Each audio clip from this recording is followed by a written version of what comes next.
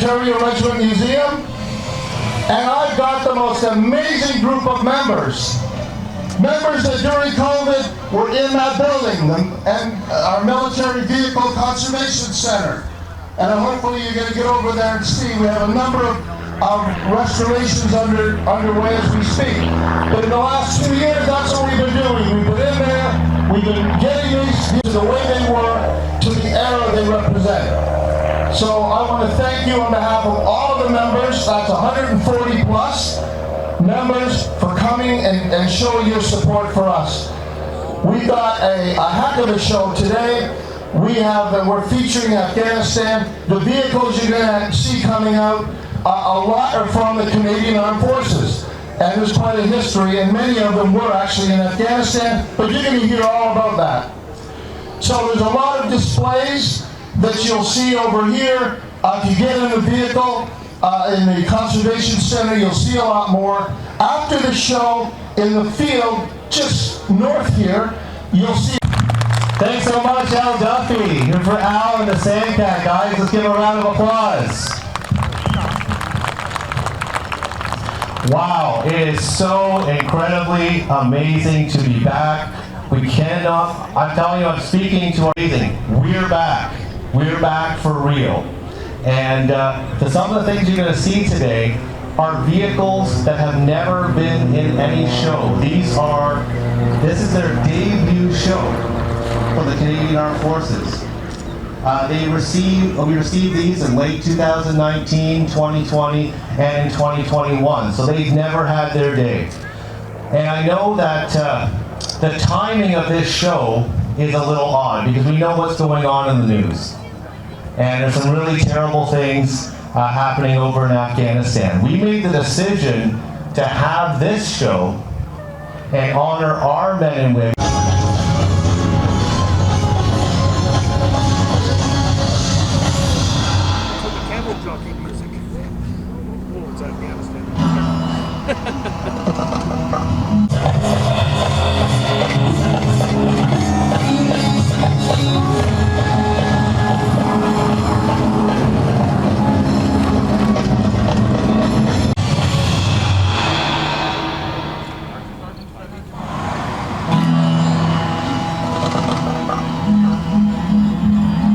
Vehicle is the smallest one in today's show, and it was one of the first vehicles that was actually deployed to Afghanistan with the Canadian Armed Forces. It's not a Jeep. This is actually the Canadian ILTIS. So in 2001, when the first Canadian contingent went overseas, they used the equipment they had. They didn't know what kind of conflict that this was going to be.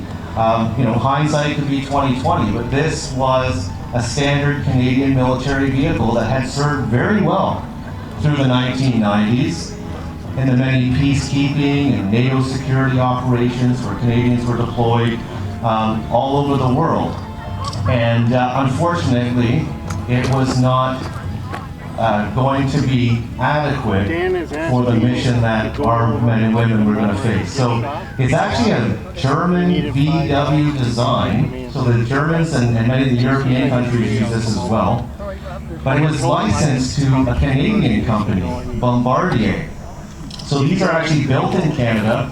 They're used for light reconnaissance and movement around the battlefield. You can see that it is completely unarmored. Okay, so it's basically a modern Jeep. It has a driver, obviously a crew commander. It can carry 2 more passengers in the back. There was an ambulance variant of it. There's weapons mounted on it when it's in an armed reconnaissance role.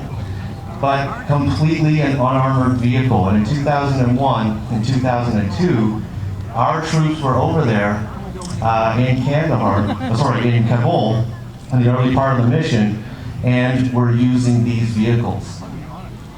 I don't have to tell you that when we came up against things like IEDs, improvised explosive devices, roadside bombs, these were completely inadequate, and their use had to be discontinued. They could never go outside the wire after, unfortunately, we lost some Canadian lives. So this is the Canadian Bombardier Iltis. Let's see the next vehicle from the early part of the mission.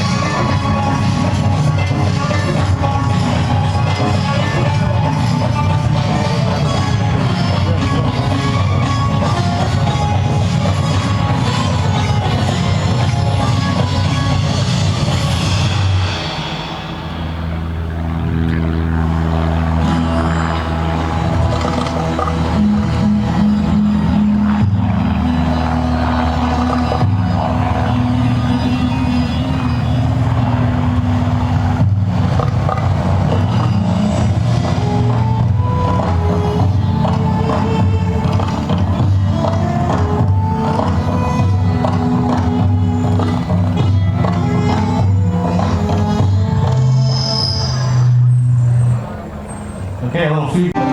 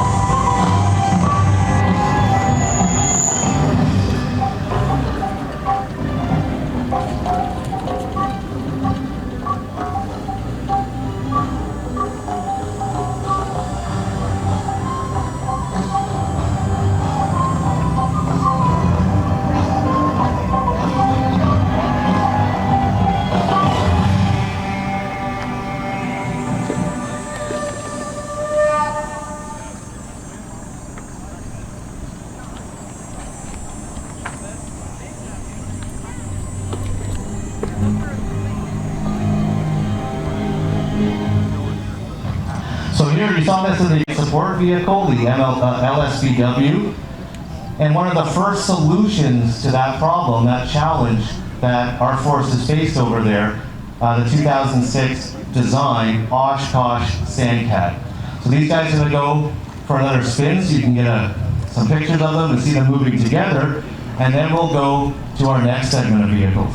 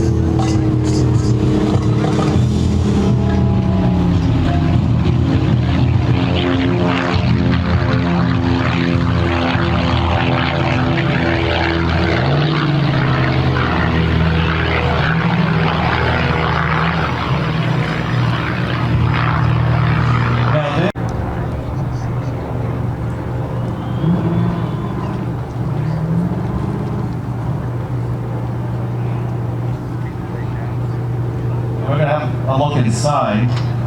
So very maneuverable, very quick. There is. I know everybody can't see this, but it'll be open again over in the Afghanistan area after the show. Inside the vehicle, you can see the turret and the turret operators in there. There's not enough room in the traditional 113 for that kind of turret. Also the upgraded seating, but what you don't see is the spall liners. The increased protection for those that are inside the vehicle, so more modern technology. Not just improvements included, it's a hydraulic ramp rather than having a cable on this like older system. And of course, that now famous and incredible Susi track.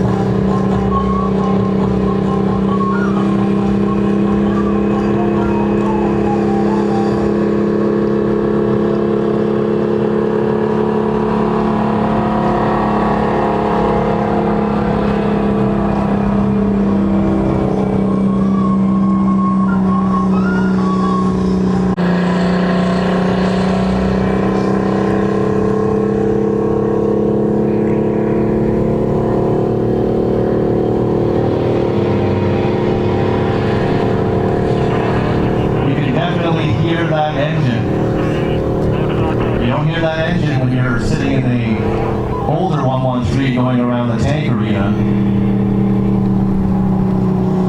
Also, obviously, you can see that this one's a little more unique. This is an engineering unit. You can see the tools on there for the engineer, the large toolboxes, the front dozer blade.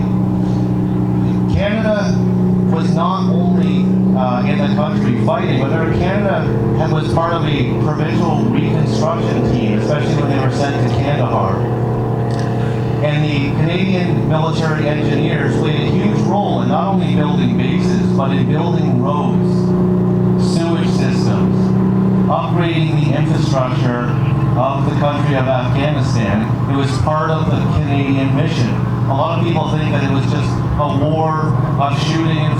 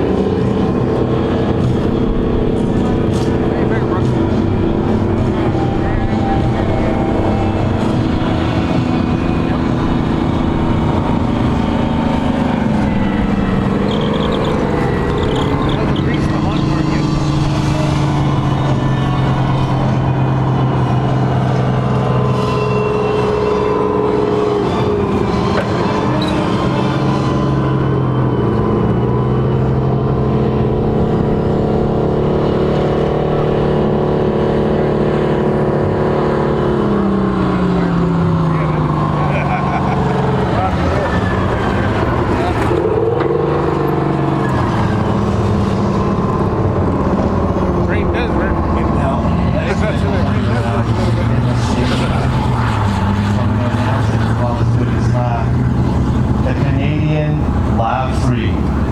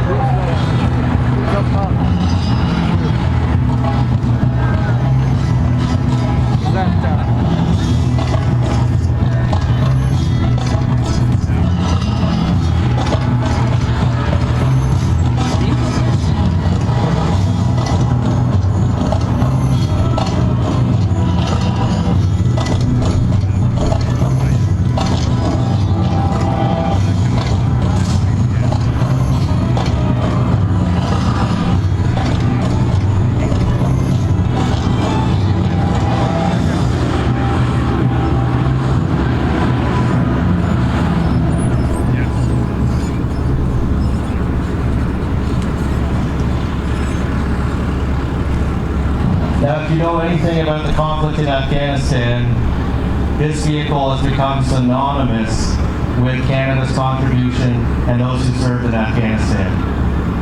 This is the General Dynamics, built in London, Ontario, Canadian LAV 3. And this was the workhorse. Yes, we had the T-LAVs and the other vehicles, mostly in the rear area or in the convoys, but the LAV did the bulk of the fighting, the bulk of the escorting, and it's an amazing piece of Canadian military technology. The LAV 3, we just got this during the pandemic.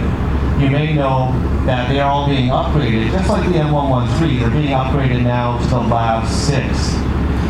And so many veterans that I spoke to in researching for this show have talked about their experiences in the LAV 6. And actually we have one of them here in the vehicle today. So operating the turret of the LAV, we actually have Corporal Mitch McFarland from the Ontario Regiment. He served in Afghanistan with the Royal Canadian Dragoons. Let's just give it up for Mitch McFarland. He's a member of our museum, obviously our regiment, the Ontario Regiment, and also he is the project leader, the restoration specialist on this vehicle. So looking at the vehicle, it's an 8-wheeler, okay, it has mine-resistant protection, but notice these two front wheels, they both turn. So even though the vehicle has massive length, it has incredible turning radius for the size of the vehicle. And you'll see that when it goes around again, you'll see both of the wheels turning. It has a 2-man turret, and that is a 25 millimeter Bushmaster main gun. It's not a machine gun. That is a major weapon. And these were obviously used in much of the fighting on infantry support and attacking Al-Qaeda or Taliban positions, and also for escorting the convoys. Just like the M113, it has a ramp that drops, and it has a section of troops in the back. Other than that, it actually had, and still has, a crew of 4. So you have your driver hidden up here. You see he's in a haul-down position. You have the crew commander and the gunner up in the turret. And I didn't really learn this until last week from speaking to Mitch. There's another person in the back, they call him the Gib, which is the guy in the back position. And he had all sorts of jobs. But his main job was watching the back of the vehicle when they're on convoy, looking for threats.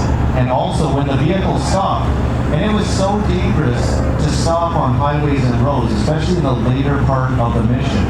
Mitch was telling me that if they stopped for more than 5 minutes, it was considered a long haul. And they had to dismount and take defensive positions around the vehicle. That's how dangerous it became by the late mission when Canada was in Kandahar province. The vehicle is not only used by Canada.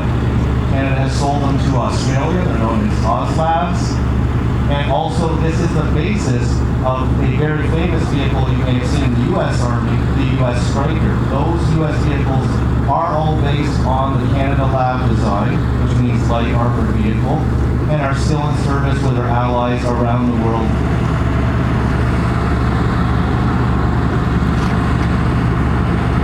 Check. Around the world today. So let's see this lab. Actually, I'm sorry, jumping ahead of myself here. The lab's going to stay put, and we'll bring out the next vehicle and the final vehicle in today's Afghanistan show. But wait, there are more vehicles in the finale, not related to Afghanistan. But we're going to bring out a Canadian Leopard tank.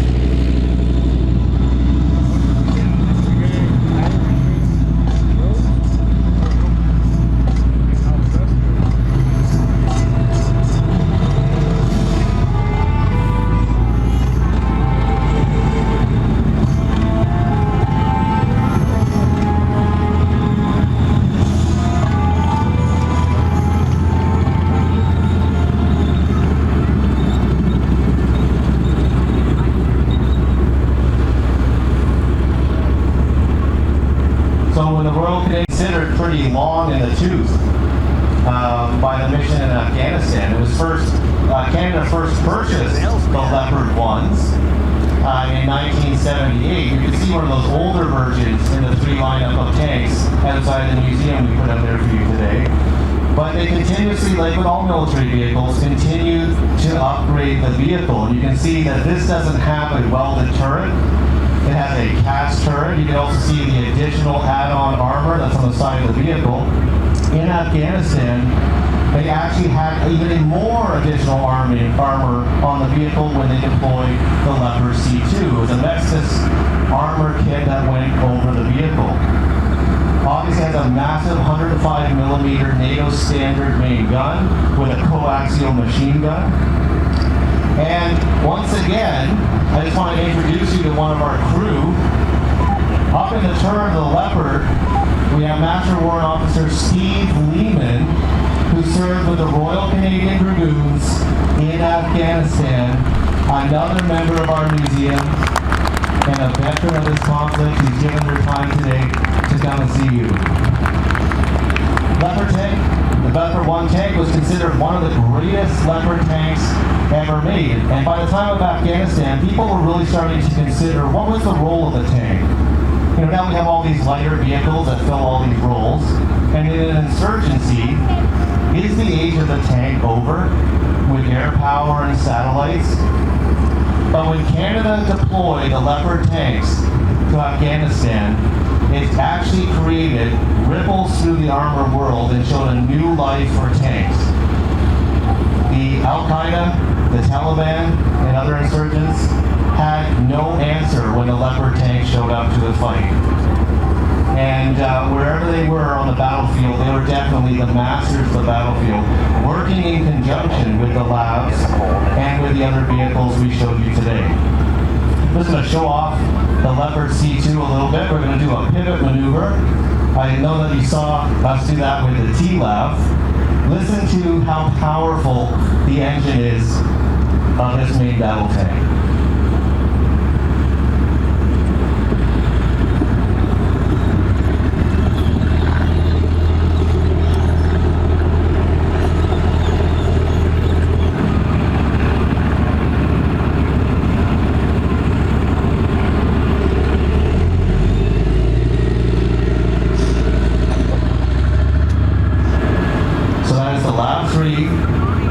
And the Canadian C2.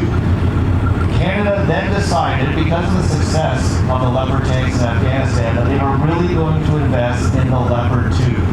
The Leopard C2 was finally retired from the military service only in 2017, and now the Canadian Armed Forces uses the Leopard 2 tank. That's the upgraded, newer version of this vehicle. And you still see those with the Canadian Armed Forces today and in Afghanistan. However, even when the Leopard 2s came in, they always kept some Leopard 1s around because they were just so useful. On the front of this vehicle, the front glass gets plate here, you can see all these attachments, and you'll see it, for those who can't see what I'm looking at, you'll see it when it goes around again. The Leopard 1 tank could have a blade put on the front of it, like you saw on the engineering T-Lab. It could have mine rollers to knock out IEDs and also to take out mines that may be in front of it. So usually, in a squadron of Leopard 2s, they usually had either a Badger or another Leopard 1 tank until the tanks were finally pulled out of Afghanistan near the end of the mission. Okay. C2, then we're going to do a special parade of all of the vehicles we saw today, all the vehicles we learned about. We're going to see them all come out and do laps in the field. Now, after those laps, these vehicles are going to start moving over into that desert area we created over there. So after the show, you can go get up close to the vehicles, meet the crews, meet the veterans, maybe talk about their experiences serving in these vehicles overseas. But that's not the end of the show.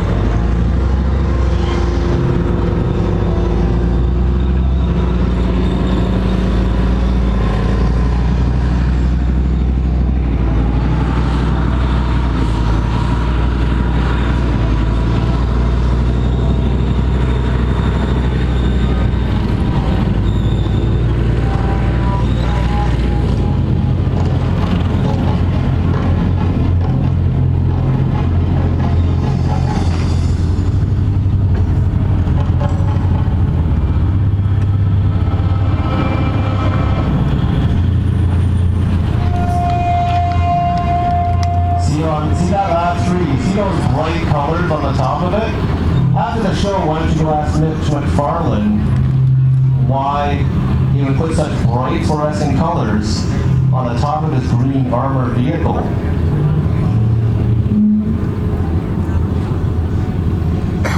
Okay, now to our next segment. For this segment, I will not be walking around here, and you're going to soon find out why.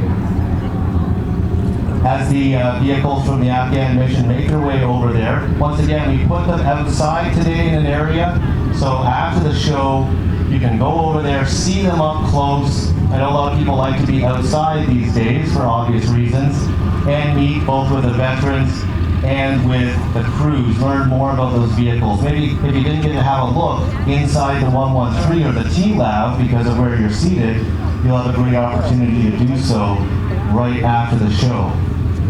So in our next segment, one of our sponsors is a company called World of Tanks. How many of you here have ever played World of Tanks? Okay, so they actually support the museum. It's a video game, and you have it set up. You can try it out in the museum there, the World of Tanks experience. And they actually support preservation of armor in Canada, in the United States, and around the world. They supported us a lot.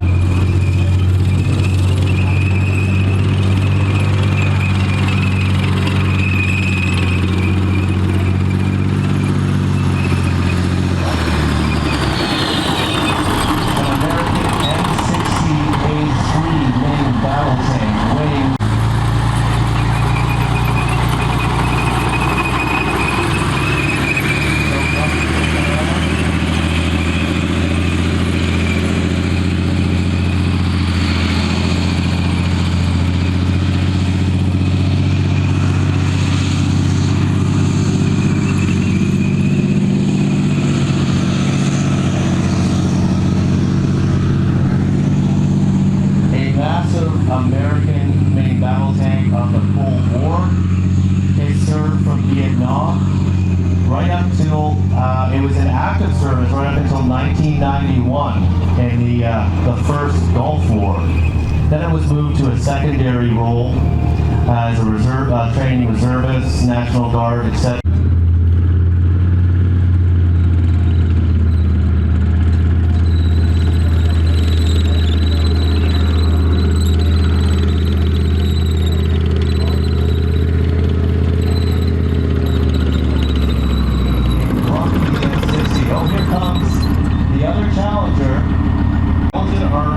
Leopard 1A5 is one of the most advanced later versions of the Leopard 1 tank, weighing in at over 30 tons, so lighter. He's showing off, their crew's showing off his 105mm main weapon in their turret, and that's operated by two members. We have Rich as the driver, and we have Ken as the turret operator. So some of our most experienced museum members operating obviously these very heavy and very dangerous military vehicles. Well, there's Ashley. Say hi, Ashley. Give a wave.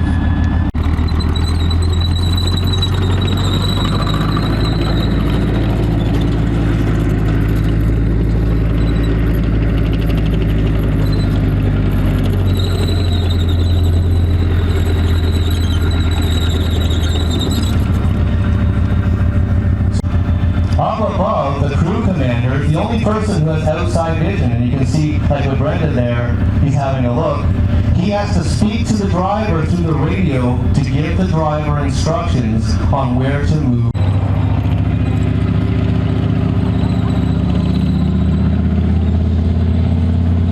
There goes the N60, heading to the far end of the field. The Leopard taking the south end. Oh, but the N60 is already turning the gun.